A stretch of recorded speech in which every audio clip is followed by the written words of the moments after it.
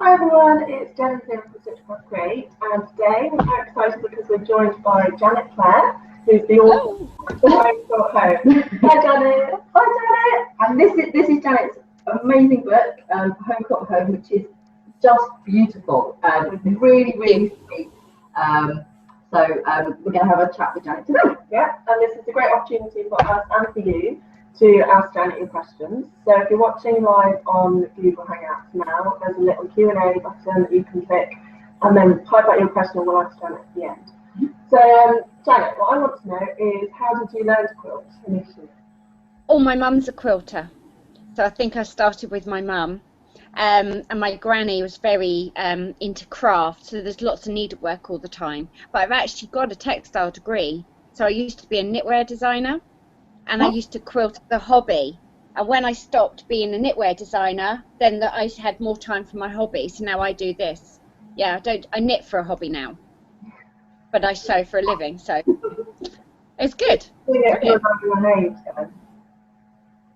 But quite young, yeah, I've always sewn and knitted, always been very interested in craft. And I think it just comes naturally, doesn't it? I think you just try lots of different things and you find something that you love. And I'm doing patchwork now, so yeah, I love it. Great. So obviously you're like doing a few different things, but I was wondering if you could explain a bit more about applique for anyone who doesn't know. Like me. Applique just means to apply. And you can draw a shape or use a template if you've got a book, and you can trace it, and it gives you a template that you can make out of fabric and apply to a background. It's very straightforward.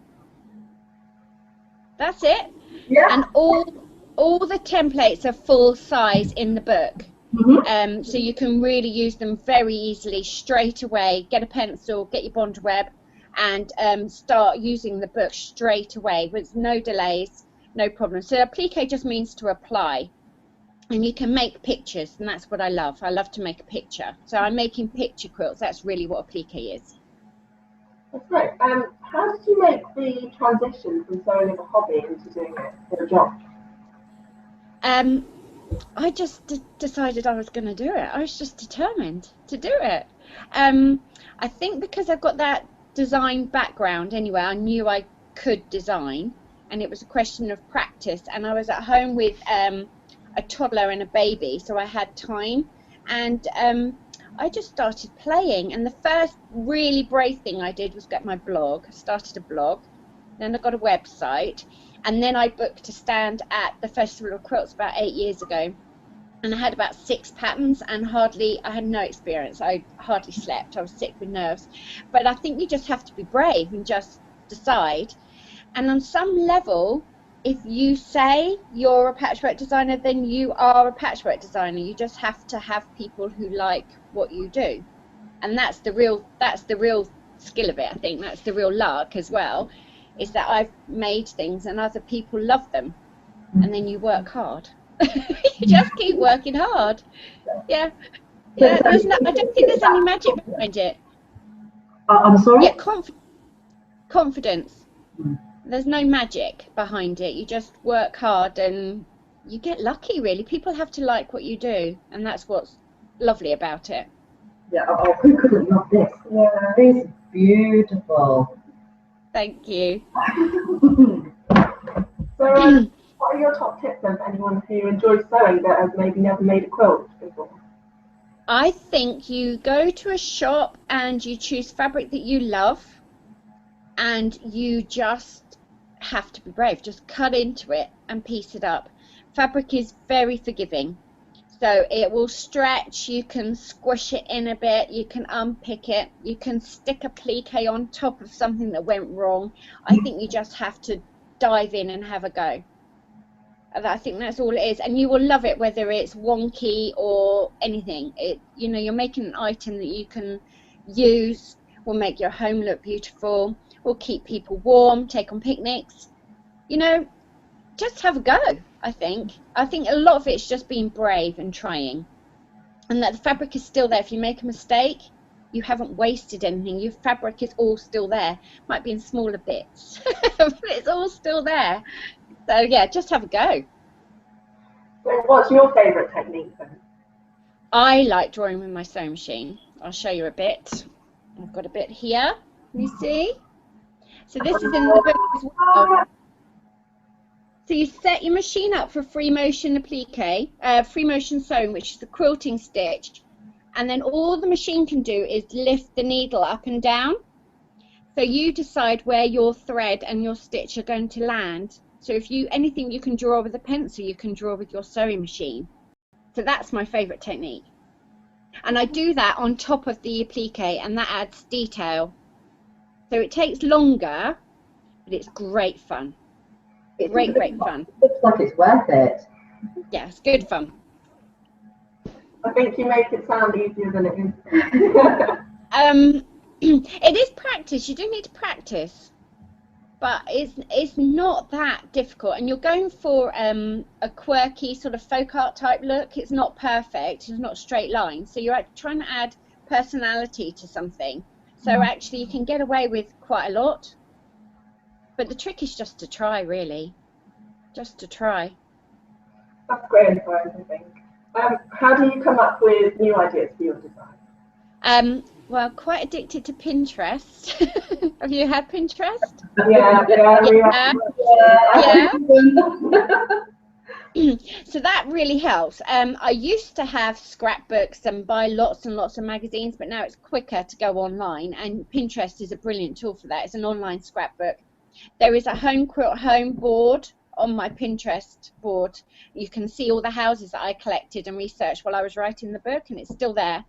And there's pictures of quilts and things on it. So have a look on my Pinterest board and you'll see Home Quilt Home. I do keep a sketchbook, and I think I just try and keep my eyes and ears open and just keep little notes of what I'm interested in. Yeah, I'm always just looking for the next idea, I think. I think that's a way of life. I don't think you can stop that. Always taking photographs, collecting ticket stubs, tearing bits out of the paper. Just keep an interest in what's going on, I think. It's narrowing it down to a theme is hard. That was really hard. And knowing that you've got sufficient ideas to create a book, that was hard. That took time. But in terms of something that I could do that would fill up a day, I have hundreds and hundreds of ideas that I could just, narrowing it down and focusing on something, that's the hard bit. So the book Home Quilt Home is obviously themed on various different types of homes, but which project in the book do you think best represents your dream home? Oh, the beach. The beach, every single time. I am going to live by the beach. I'm going to have nothing between me and the sea. Maybe a little prom that I could walk along. So that's the daydream. Anything to do with beaches, the lighthouses, little boats, little cottages. That's my favourite. I've got another piece here. Excuse me, leaning over. This little one, this is in the book as well. I'm going to live here in this blue house that I put nearest. That's nearest the sea. See? That's my little house. Aww. And there's a room for me in there and my dog, maybe. Nobody else. That sounds idyllic. A bit of peace and quiet. And yeah. That's in your... Yeah. It's in the book, yeah. A little project like that is actually quite a good place to start. Yeah. Because it's quite small and manageable. And I break it down into little bits. So I trace the templates one day. If you're worried or daunted about something, break it down into tiny, tiny little steps.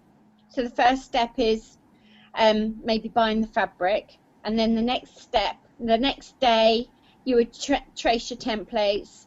Then you'd cut them out of fabric and just break it down into tiny, inch your way towards the project being done.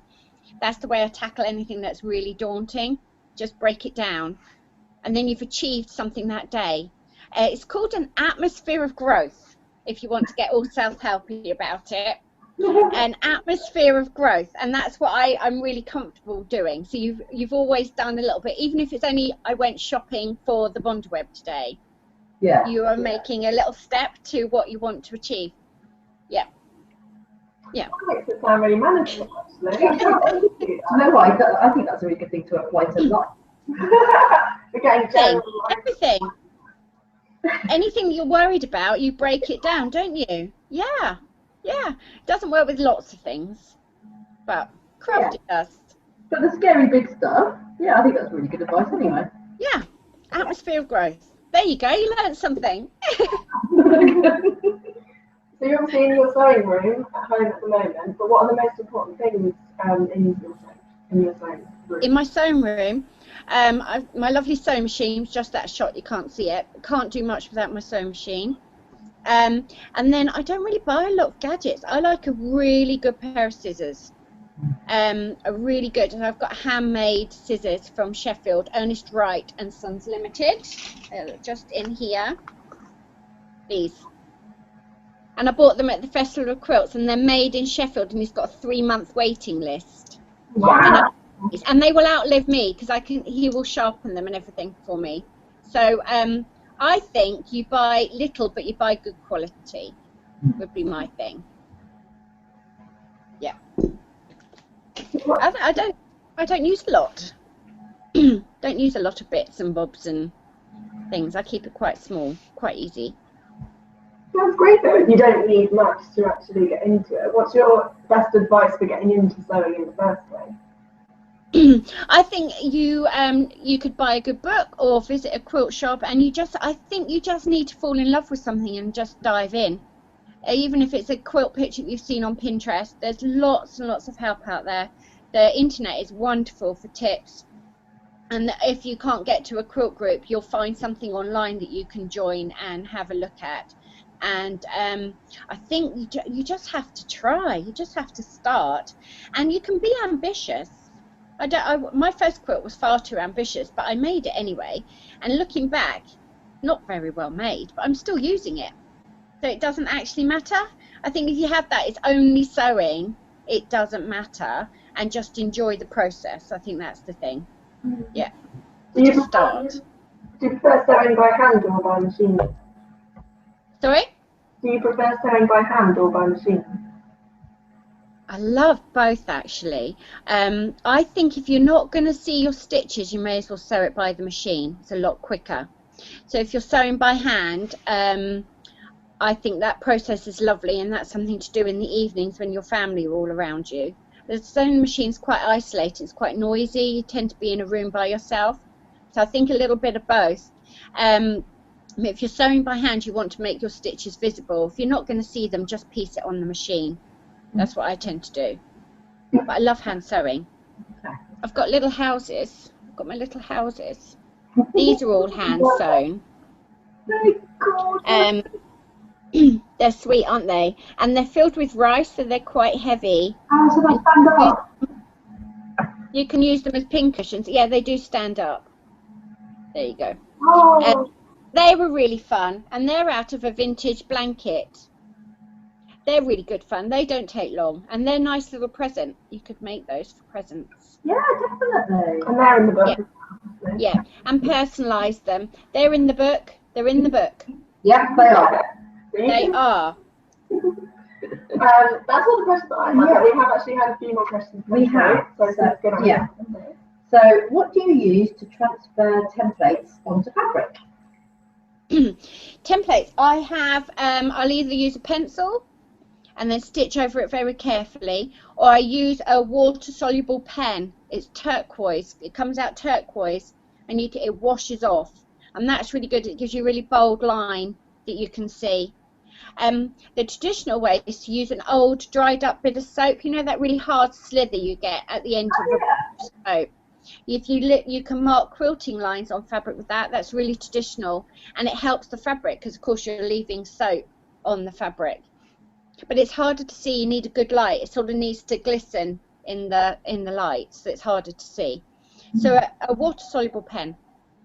Okay. Yeah. And next question, do you need special equipment or attachments for your sewing machine in order to do free motion quilting?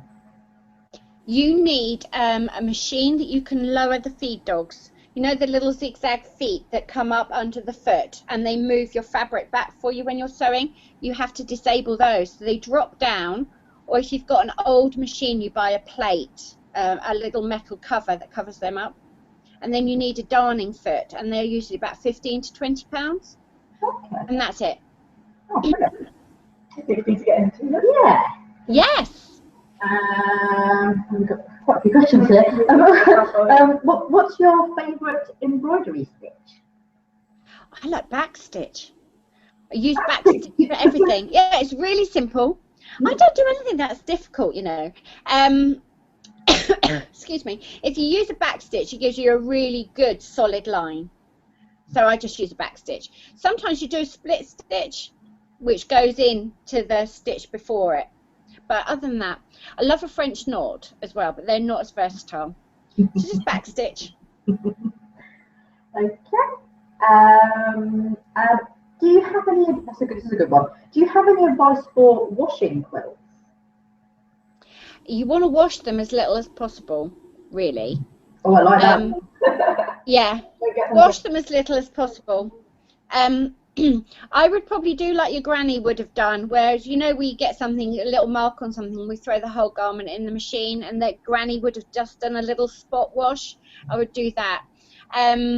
You can put them in the washing machine, but everything will shrink, and you can shrink them on purpose. That gives them that sort of vintage look. So they are washable, and I would prefer a quilt to be washed and faded and shrunk and falling apart than have one that's all pristine, because it means that you've used it and it's loved. I also feel a bit sorry for my quilts because they're kept in immaculate condition. Nobody uses them, so it's a bit of a shame. You know, you make them to be cuddled up in, but mine are all work. They're work, so they don't get used. Yeah. To use your quilts, and if they shrink and they get stained, doesn't matter. Agreed. Agreed. Okay, so we've got one more question. What's the best way to achieve a neat finish with applique? Right. Well, I use a fusible applique, so it's raw edge. So over time it will fray, and that doesn't worry me. So if you want a really, really neat finish, then you need to think about turning the ends under, and you'd probably be happier using a needle turn method, which is traditional hand sewing. All the applique templates will work with any sewing technique. So if you don't want to do my fusible applique, then you can use the same templates in the same book and make the same quilts, but to hand sew them. The only difference is the amount of time they're going to take you to make. Okay? So if you're going to use it, if you need a seam allowance, and you need to allow for your houses will come out a bit smaller, or you can make a seam allowance around them. But mine are all raw edge, so they're very simple, and they will fray, but as I say, it doesn't matter. And if they come undone, you just sew them back down again. Yeah. Well, it probably gives it that kind of that lifting. Yeah. Feel that you were just talking about, doesn't it? Exactly. And I think it's all about enjoying the process. We're all very short on time, aren't we? And we work and we've got lots of chores to do. And I think your sewing time is limited, and you should just enjoy it. So if you love hand sewing, then sit and do that. But if you just want to be making and moving along, then choose the quickest method that you enjoy. But if you're not enjoying making them, then there's no point. So just choose a method that you enjoy. But I wouldn't worry about things being overly neat. It doesn't bother me. Yeah, well, it makes it unique. Yeah, you know, if you make a little mistake, you made that mistake.